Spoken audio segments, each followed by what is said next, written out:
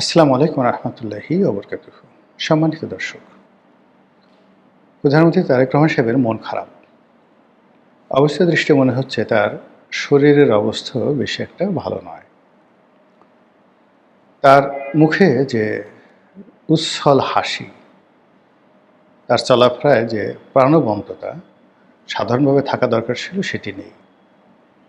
কথাগুলো আমার নয়, এই কথাগুলো বলেছেন জামাতের আলোচিত সংসদ সদস্য, সমালোচিত সংসদ সদস্য, সেই যে কুষ্টিয়া থেকে যিনি নির্বাচিত হয়েছেন জনাব আমির হামজা ওরফে মাদ্দা জিল্লুহুল আলী, যার উপর আল্লাহর ছায়া রয়েছে। তো সেই ইসলামী চিন্তাবিদ, ইসলামী বক্তা, তিনি তারেক রহমান সাহেব সম্পর্কে এই কথাগুলো বলেছেন এবং তার প্রেক্ষিতে আমারও মনে হচ্ছে যে এই বিষয় নিয়ে কথাবার্তা আসলে বলা উচিত। প্রথমত, যখন একটি ফেয়ার কম্পিটিশন হয়, চমৎকার একটি প্রতিযোগিতা হয়, সেই প্রতিযোগিতার মাধ্যমে যখন কেউ বিজয়ী হয়, তখন বিজয়ীর যে হাসি, সেই হাসিতে সারা পৃথিবী উদ্ভাসিত হয়। ত্রয়োদশ জাতীয় সংসদ নির্বাচনে যে প্রতিযোগিতা হয়েছে, এই প্রতিযোগিতার মধ্যে কতটা টানটান উত্তেজনা ছিল, কতটা নেগোসিয়েশন ছিল, কতটা হতাশা ছিল, কতটা ভয় ভীতি ছিল, সময় তা বলে দেবে। কিন্তু নির্বাচনে যখন ফল প্রকাশিত হওয়ার পর আমরা যেটা দেখতে পেলাম, যারা পরাজিত হলো তাদের ভাবসাব দেখে মনেই হয় না যে তারা পরাজিত হয়েছে, আর যারা বিজয়ী হলেন তাদের ভাবসাব দেখে মনেই হয় না যে তারা বিজয়ী হয়েছে। অবশ্য দৃষ্টে মনে হলো যে এমনভাবে তারা চালচলন করছেন সবাই। হঠাৎ করে চলতে ফিরতে গিয়ে মানুষ যখন কোনো মূল্যবান সামগ্রী পেয়ে যায় এবং সেই মূল্যবান সামগ্রীটি সম্পর্কে সেই মানুষের যখন কোনো ধারণা থাকে না, তখন অনেকটা সে ফ্যাল করে তাকিয়ে থাকে, অবাক হয়ে যায়। যেমন ধরুন, আপনি স্বর্ণ চিনেন, টাকা চিনেন, ডলার চিনেন, পাউন্ড চিনেন, রিয়াল চিনেন। তো রাস্তায় যদি অলনে ছাড়েন, হঠাৎ করে এক ট্রাঙ্ক বা এক বস্তা স্বর্ণ পেয়ে যান, ডলার পান বা অন্য কোনো কিছু পান, পাওয়ার পরে আপনি রাতারাতি আনন্দে উদ্বেলিত হয়ে পড়বেন, ভীষণ রকম আপনি খুশি হয়ে পড়বেন। কিন্তু যদি এমন কিছু জিনিস পান যেগুলো ডলারের চেয়ে দামি, যেমন ধরুন প্লাটিনাম, এখন প্লাটিনাম ডলারের চেয়ে দামি, কিন্তু আপনি সেগুলো চেনেন না, আপনি সেই জিনিসগুলো বোঝেন না, ফলে কি হলো, আপনি আনন্দ প্রকাশ করতে পারবেন না, এরকম। তা এইবার অনেকে মন্ত্রী হলেন, এমপি হলেন, প্রধানমন্ত্রী হলেন, তাদের মধ্যে কোনো একটা জিনিস প্রাপ্তির যে যাকে বলা আনন্দ, সেই আনন্দটা আমরা জনগণ দেখতে পাচ্ছি না। সব কিছুর মধ্যেই একটা মেকি ভাব, সব কিছুর মধ্যে একটা মেকি ভাব। অনেকে দৌড়াচ্ছেন, অনেকে লাভ দিচ্ছেন, লম্ফ দিচ্ছেন, ঝম্পট দিচ্ছেন, আর অনেক কিছু, কিন্তু আলটিমেটলি নিজেদের যে অভিব্যক্তি, সেই অভিব্যক্তির মধ্যে সাবলীল যে আনন্দ, উচ্ছ্বাস, প্রাপ্তি, এই জিনিসগুলো তারা ফুটিয়ে তুলতে পারছেন না। এগুলো একটা। অন্যদিকে যেটা দেখা যাচ্ছে সেটা হলো যে বিরোধী দল জামাত, তারা পরাজিত হবেন বা হয়েছেন। পরাজিত হওয়ার পর গ্লানি থাকবে, বেদনা থাকবে, অনুশোচনা থাকবে। জনগণের কাছে তাদের একটা আবেদন থাকবে, নিবেদন থাকবে যে আমরা গণতান্ত্রিক বিশ্বে যেটা হয় যে এইবার যেভাবে চেষ্টা করেছি, আগামীতে আপনাদের ভোট পাওয়ার জন্য, সমর্থন পাওয়ার জন্য আমরা আরও চেষ্টা করব। আমাদের এই নির্বাচনে এই ভুলগুলো হয়েছে, ভ্রান্তিগুলো হয়েছে, এই কথাগুলো, কিন্তু সেগুলো তারা না বলে তারা স্ট্রেট ওয়েতে যেটা বলার চেষ্টা করছেন তা হলো তাদেরকে ঠকানো হয়েছে। নিশ্চিতভাবে তাদেরকে ইলেকশন ইঞ্জিনিয়ারিং করে ঠকানো হয়েছে দেশি এবং বিদেশি চক্রান্তের মাধ্যমে।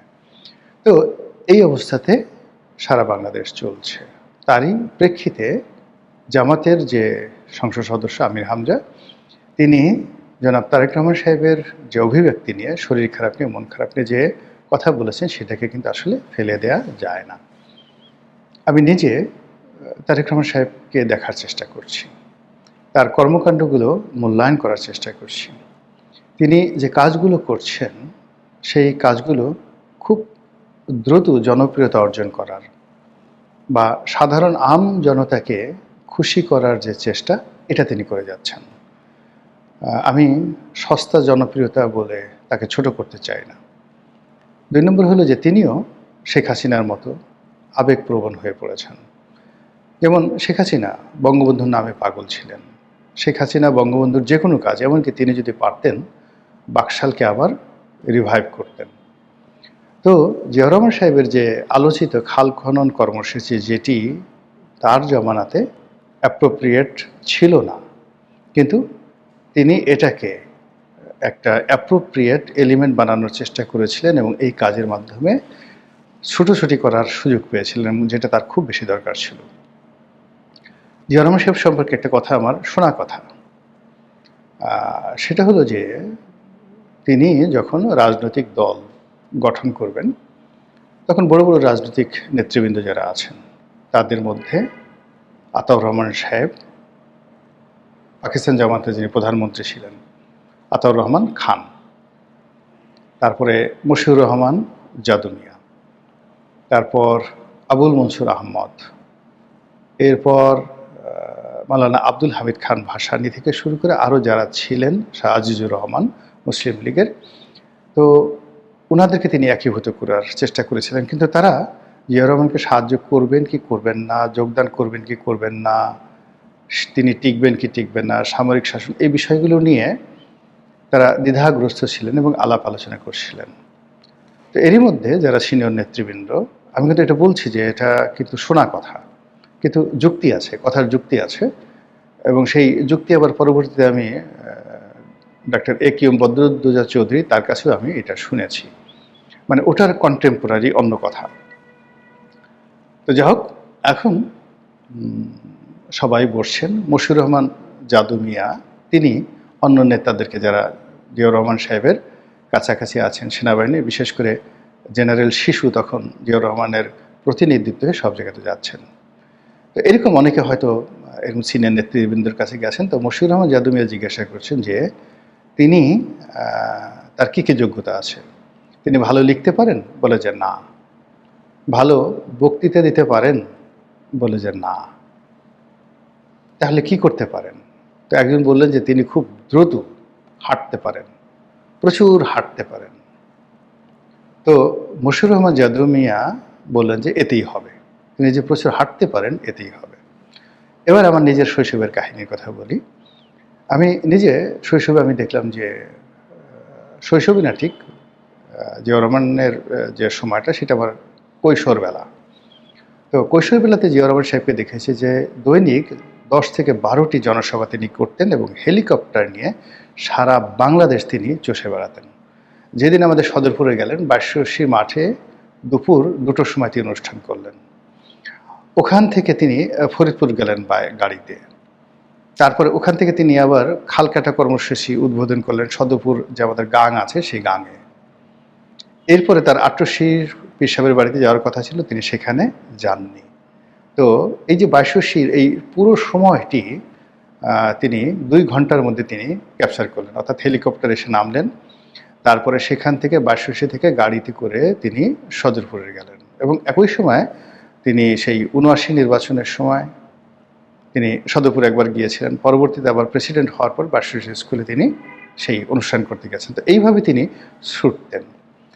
তো মশিউর রহমান যাদু মিয়ার বক্তব্য আর আমার যে কথা, সেই কথার সঙ্গে আবার বি চৌধুরী, তার সঙ্গে তিনি জিয়াউর রহমান সাহেবের যে ঘনিষ্ঠ বৈঠক হয়েছে, যেটার ব্যাপারে তারা একটা রাজনীতির যে সমীকরণ তারা দাঁড় করিয়েছিল যে কী করে জনগণের কাছাকাছি পৌঁছে যায়। তখন তার হোসেন শাহ সরওয়ার্দী এবং